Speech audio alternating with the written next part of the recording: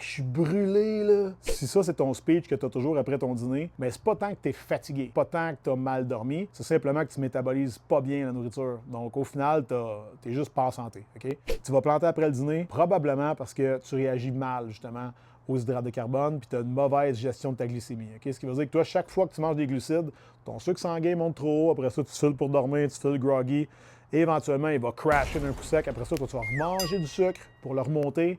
Il va t'arriver le même pattern comme ça. Ça ressemble à un cardiogramme, là, ton énergie. T'en as, t'en as plus, t'en as, t'en as plus. Dans les cas comme toi, ce que moi je recommande toujours, c'est vraiment de baisser beaucoup les glucides, surtout ceux à un index glycémique élevé.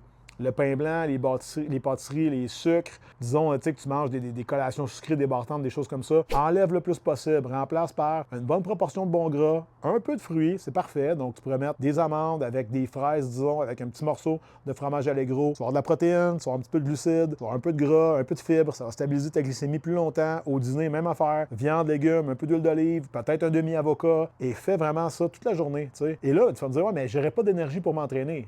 Ouais, t'as déjà pas d'énergie. Fait qu'est-ce que tu penses qu'en t'alimentant mieux, tu vas en avoir moins, t'sais? Fait qu'arrête de faire l'adéquation carbs égale énergie. C'est pas vrai, OK? Par contre, carbs égale récupération. Ça va être vrai. Mais que tu sois assez lean, OK? Fait que plus que tu vas perdre du gras, plus tu vas manger de glucides. Et plus tu vas manger de glucides, plus tu vas gagner du muscle. Donc, la première étape, perdre du gras.